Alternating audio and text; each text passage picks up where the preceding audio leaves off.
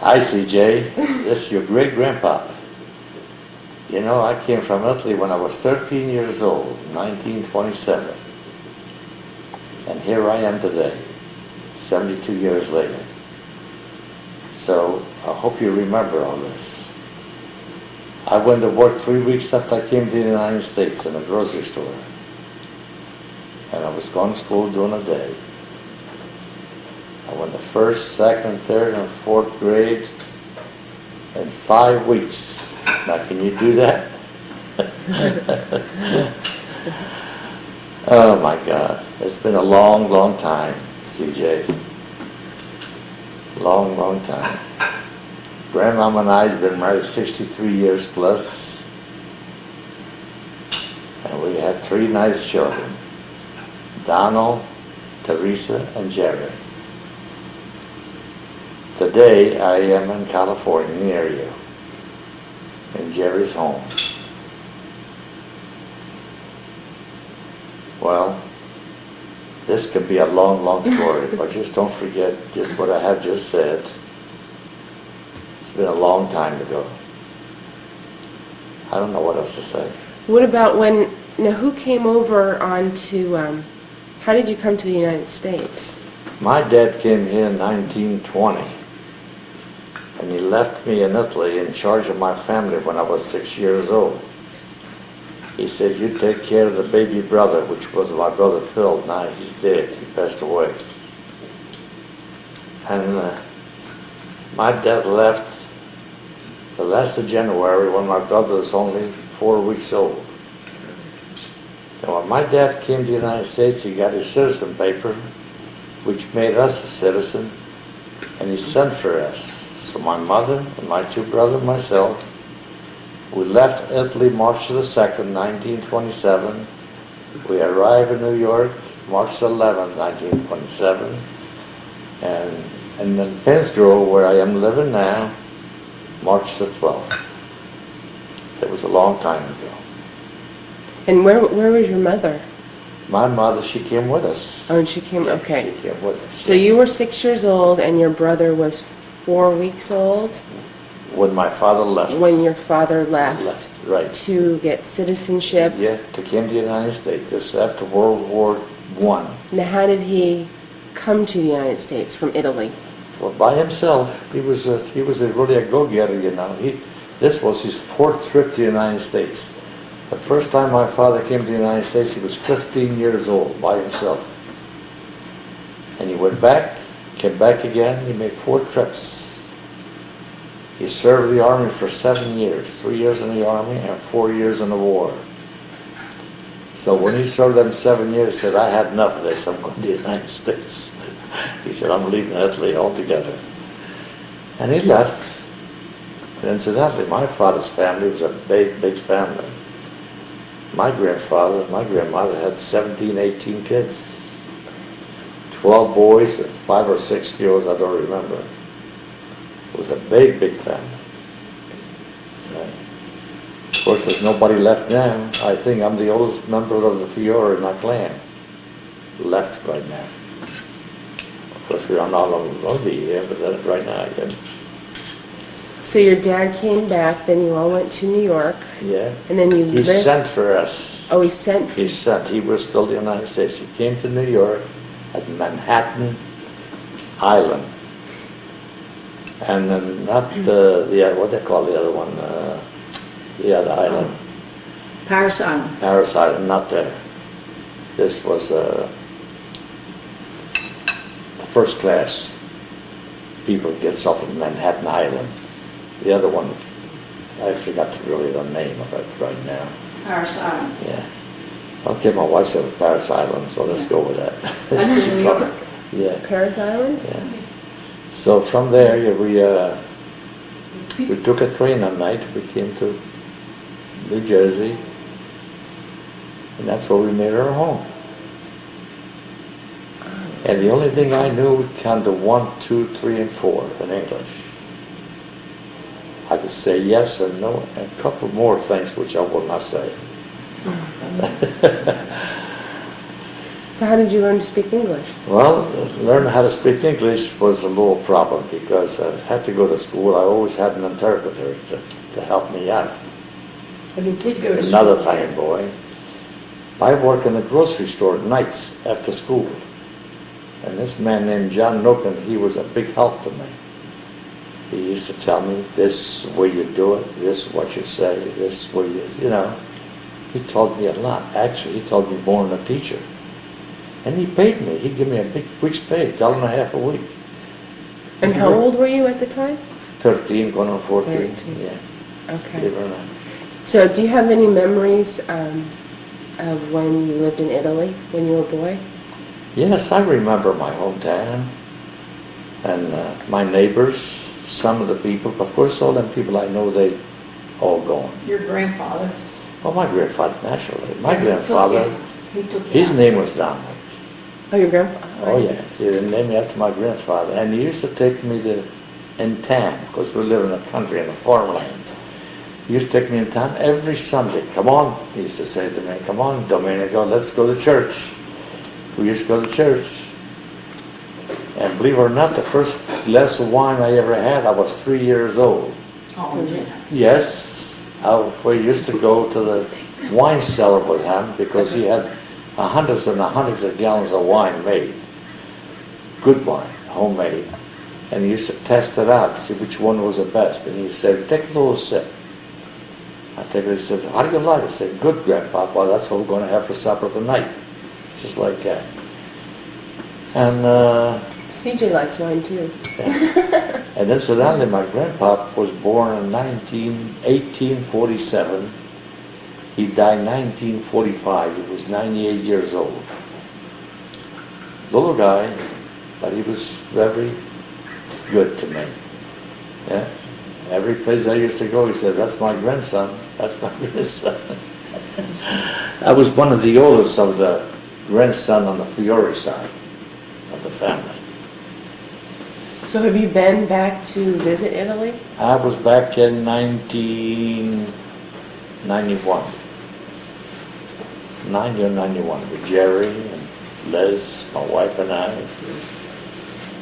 And I met a couple, 2 or 3 of my cousins, which they were 5 years younger than myself. Because when I left Italy, I was 13, they must have been 6 or 7. When I went back, I know they were my cousin because we called them, told them we were leaving there. But then one of the men named Giuseppe at the time, said to me, he said, do you still play the accordion? I said, no, I don't. I said, well, what? How did you know? He said, you used to go out and serenade the people. You used to get paid. Like a fellow had a girlfriend. He used to go around and sing under the window like Cleopatra, you know. And so I used to follow you all around. And they want to send me home. I said, no, I'm with my cousin, Dominic. He said, you can't send me home. I didn't know that. All I know was what he told me. He remembers me, but I don't remember him. Well, I was 6, 7 years old. Because when I was in Italy, I think I was 76 and he was 70. I was 76 years old when I went back in Italy. And he was 70. So how does living in Italy when you were younger differ from coming to the United States? Well, living in Italy when I was there, when I was 12, 13 years old, it was a little hard. We had never seen any money.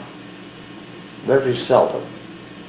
The only way we made money, if you want to spend when you went in town to get an ice cream cone or a bar of candy, is to go to the hen house and get a couple dozen eggs, take it with you, and on the way into town, people would stop and say, what do you have to sell today? We used to sell them eggs. I'll take a chicken. I'll take a homemade roll of cheese. People used to buy it. We used to get maybe $1. Well, assuming it's $1. $1.50 we used to get. That's our spending money. We never went to the store to buy anything.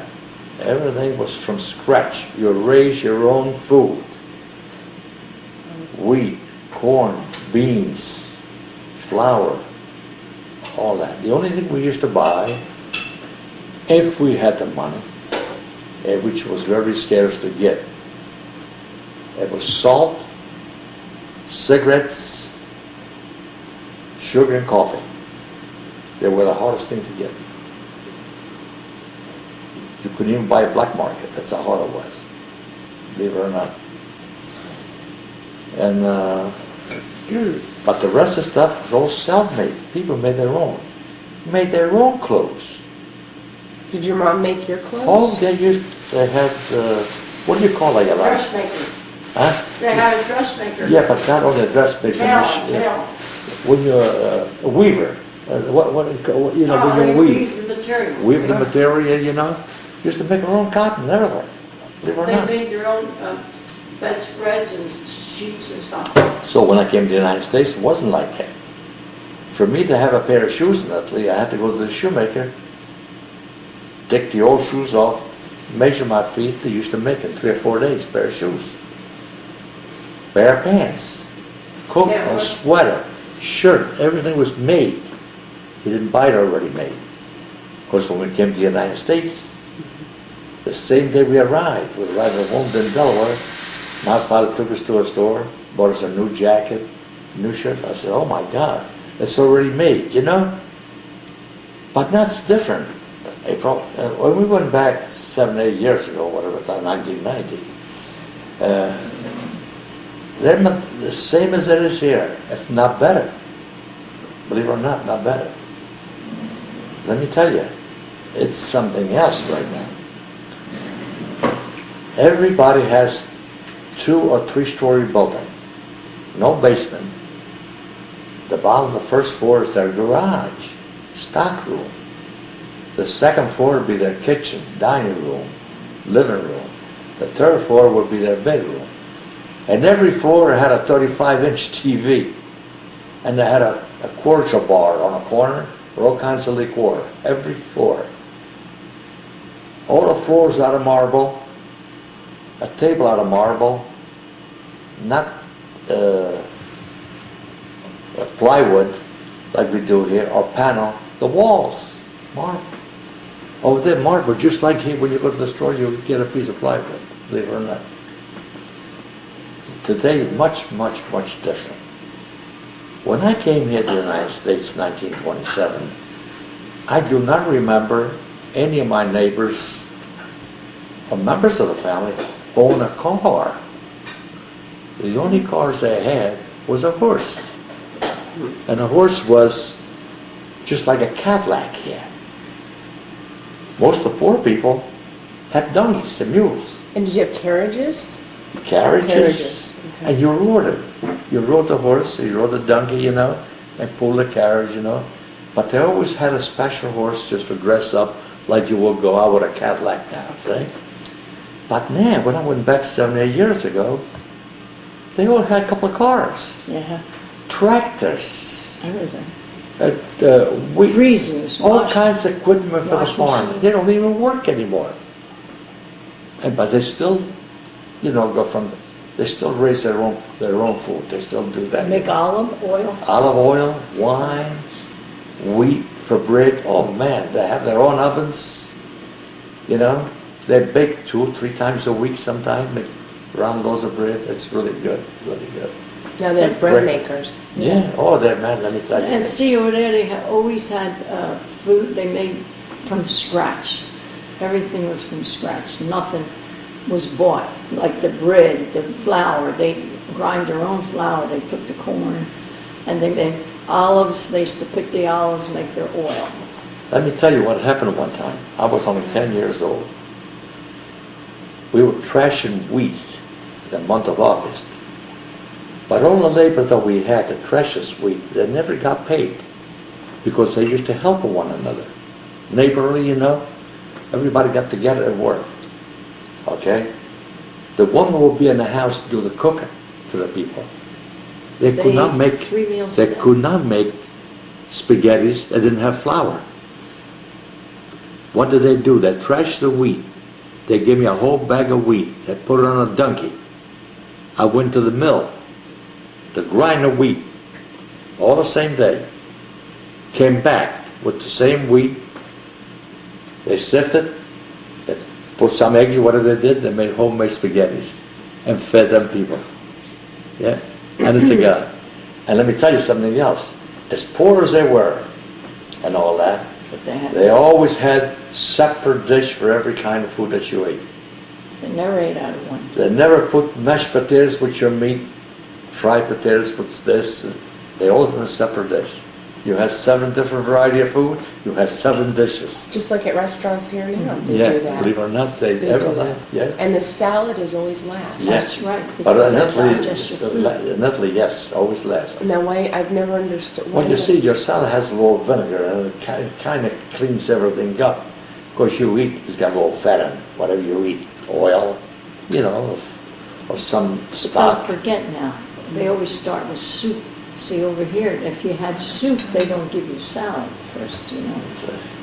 So they still, I'll tell you, when we went back to Still Italy, Like cream cakes. when we went back to Italy this last time, Right, 91.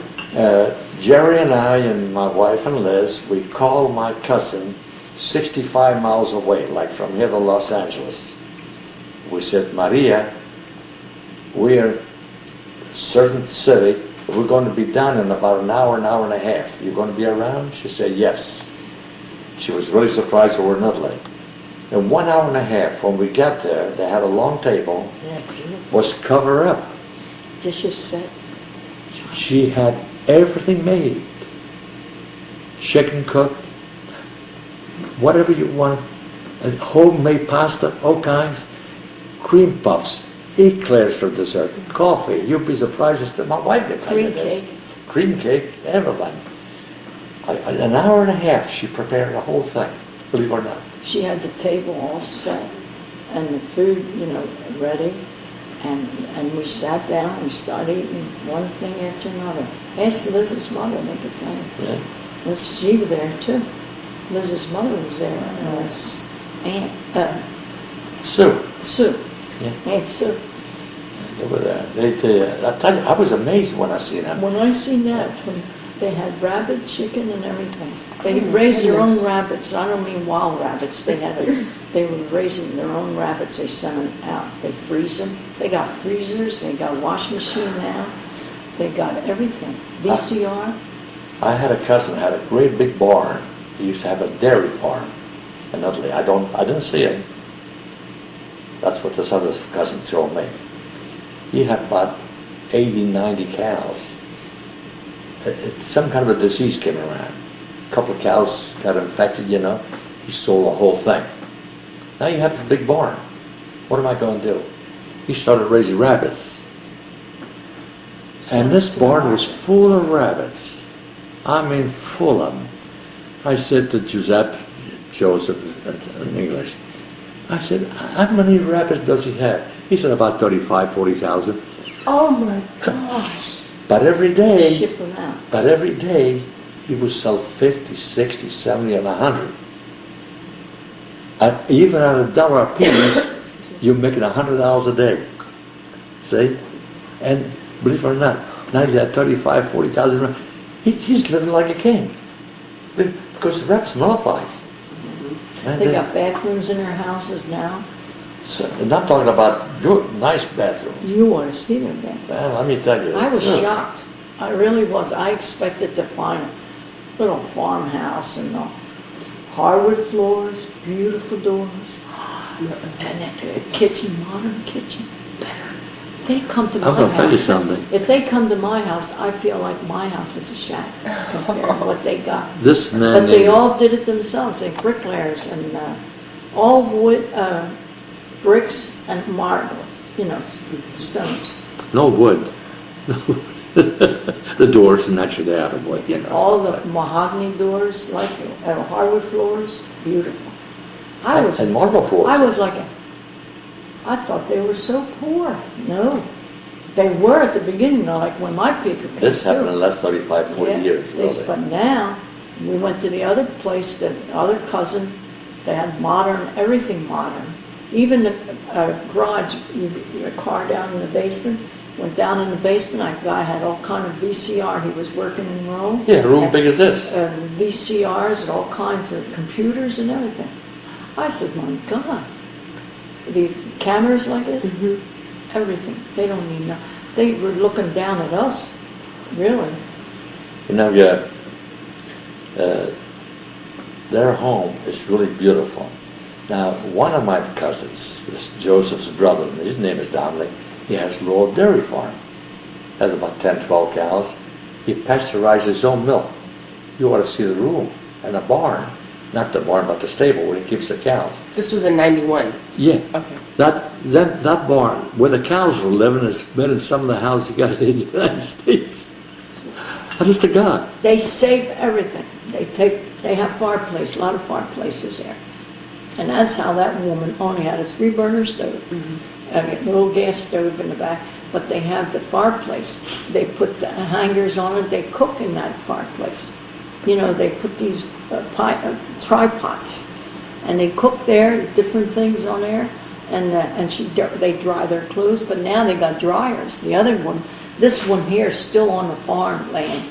I mean, still working the old-fashioned, she's just getting modern, but the other one that had the modern house, she had a wash and dry right in the bathroom. You know, big bathroom. So we went, one night we went next door to the other cousin's house. He invited us to go over to have a drink and a sandwich. He comes out with a great big pursuit.